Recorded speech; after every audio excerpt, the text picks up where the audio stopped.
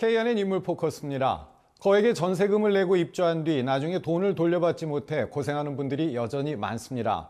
오늘은 이러한 전세 사기를 막기 위한 3법을 최근 대표 발의하신 국민의힘 김희정 의원과 이야기 나눠보겠습니다.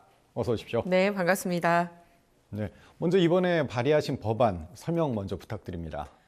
일단 전세 사기를 하는 사람들이 마지못해 정말 자기도 피치 못해서 전세금을 못 돌려주는 게 아니라 작정하고 전세 사기를 하는 사기범들이 많다는 겁니다. 그런데 그런 사람들에 대해서 당하지 않도록 어떻게 하면 법안이 할 수 있느냐입니다. 그래서 이렇게 상습적인 전세 사기범들 신상 공개에 관한 내용이고요. 그리고 다른 데 빼돌린 재산이 없는지 금융 기록을 조회할 수 있는 요 내용이 포함된 3가지 법입니다. 네, 지난해 연말에는 전세 사기 피해자들을 구제하기 위한 법안을 발의하셔서 또 통과가 됐는데요. 그럼 이번 법안들은 그 연장선상에서 발의하신 건가요? 네, 지난 법안 같은 경우는 이제 전세 사기를 당한 부산의 젊은이들을 어떻게 구제할 건지에 대한 법이고요.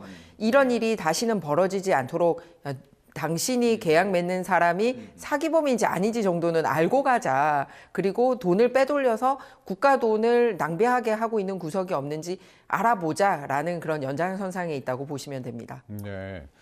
주택도시보증공사 허그에서 보증을 취소하면서 사실은 피해를 입은 분들도 많았는데요. 지난해 연말 법안 통과 이후에 실제로 구제된 분들이 있습니까? 효과가 있었나요? 네, 그렇습니다. 보증 취소를 당하신 분들이 지금 서류를 재심사해달라고 냈고요. 그중에서 절반 이상이 심사를 완료했고 이 심사받은 사람들 중에서는 또 3분의 2 이상이 이미 전세금을 돌려받았고 현재 계속 심사를 진행 중에 있습니다. 눈물의 감사 편지와 문자와 전화를 받고 있는 상황입니다. 네. 다른 분들도 계속 심사를 보상을 진행하고 받을 수 있습니다. 있겠네요. 네. 네. 이 전세 보증금을 상습적으로 반환하지 않는 말씀하신 대로 이 나쁜 분들의 명단을 공개하는 대상을 좀 확대하는 건데요. 그러면 전세 사기 예방하는 효과가 있을까요? 어떻습니까? 실제로 평균 한 명이 18건 정도의 이제 전세 사기를 하더라고요. 악성 이 전세 사기범들 같은 경우는. 그런데 국가가 관리하고 있는 명단이 1000명이 넘습니다. 그런데 주의를 해야 되는데 국가가 관리하면 뭐 합니까? 내가 전세 계약을 할 때 그 사람이 이 명단에 들어가 있는지 아닌지 알아야 될 거 아닙니까? 그런데 현재 명단 공개는 23년 하반기 이후에 전세 사기범들에 대해서만 공개를 하고 있다 보니 그 전에 있었던 이력에 대해서는 국가는 알아도 일반 국민들은 알 길이 없었습니다. 그래서 그거를 공개하려고 하는 겁니다. 그래서 부득이하게 며칠 늦춰주고 이런 사람들이 들어가는 게 아니고요.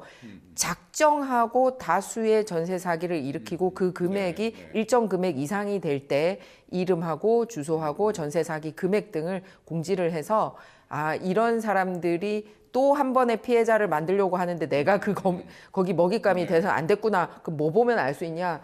그 명단 공개된 거 보고 알자. 이런 내용입니다. 그리고 현재는 허그에서는 이렇게 신상 공개를 일부라도 하고 있습니다만 한국주택금융공사에서 관리하는 보증 대상의 경우는 아예 대상이 안 되고 있더라고요. 그래서 똑같은 국가기관이라면 똑같이 보증회사가 이 신용 공개하는 거를 같은 수준으로 해야 된다라는 내용의 법을 개정안을 냈습니다. 네, 국회 국토위에서 활동하고 계시기도 하지만 이 전세 사기 또 피해 예방 여기에 관심이 많으신 이유가 뭡니까? 일단 전세 사기 당한 사람들을 만났어요.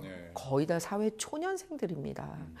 보통 이제 사회의 첫 출발은 부모로부터 같이 살던 집에서 헤어져서 내 그 집을 월세든 전세든 뭐 이거 아닙니까? 그래서 그 첫 출발의 보금자리 있는데 이 생애 전체 내 생의 새로운 삶을 시작하는 그 기반이 되는 전체 금액을 날려버리면은 삶 전체가 무너지는 거예요. 그래서 실제 이 피해자들 만나니까 직장 생활도 제대로 못하고 있고 당연히 임신도 미루고 뭐 이런 여러 가지 가족 전체가 우울증 치료를 받고 이런 여러 가지 이 여파가 굉장히 있습니다. 그래서 사회 초년생들이 이런 일을 많이 당하고 있기 때문에 이들을 이 사회에서 보호해주기 위해서 전세 사기 문제가 그냥 단순하게 한 건의 사건이 아니라 인생 전반에 영향을 줄 수 있는 문제다라고 판단을 해서 집중적으로 법안을 준비했습니다. 네. 지역구 얘기도 좀 하나 여쭤보고 싶은데요. 지난해 지역구이신 연제구가 국토부의 뉴빌리지 사업 선정됐는데요. 네. 어떤 사업인지도 궁금하고 어떤 효과 기대하십니까? 일단 굉장히 노후화된 이 주택이 많으면 사람들이 손쉽게 생각하는 게 재개발, 재건축을 얘기를 합니다. 그렇죠. 그런데 이제 재개발, 재건축을 하면은 일정 정도 이상 이제 그 집들이 들어와야 되는 부분이라든지 경비가 드는 부분이라든지 이렇게 있거든요. 그런데 다소 작은 마을 단위에서 나는 굳이 아파트로 바꾸지 않더라도 지금 내가 살고 있는 집에서 좀 정비를 해서 계속 살고 싶어 하는 그런 마을이 있습니다. 이런 마을들을 대상으로 해서 뉴 빌리지 사업이라는 걸 하는데요.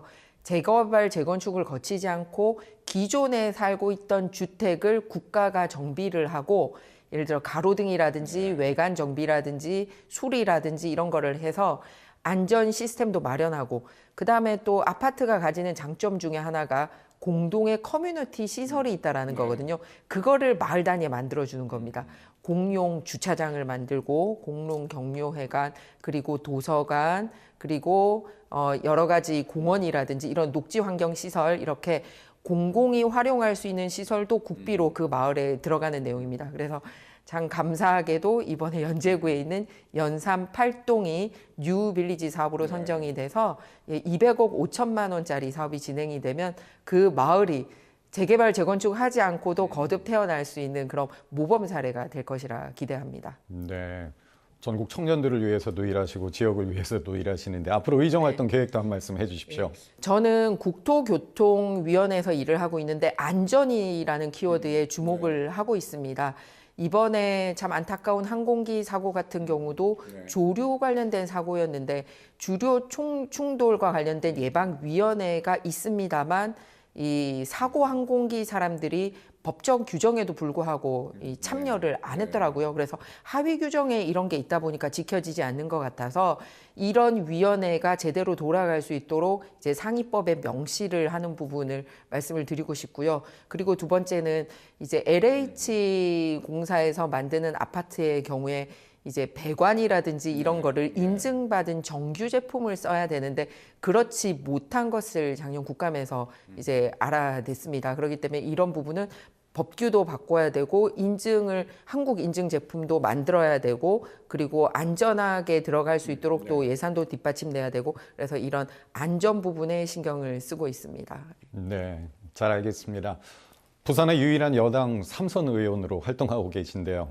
계획하시는 대로 많은 의정활동 잘 이어가시기 바랍니다. 오늘 바쁘신데 출연해 주셔서 고맙습니다. 네, 부산이 더욱 활기가 넘치는 도시가 될 수 있도록 더 노력하겠습니다. 네.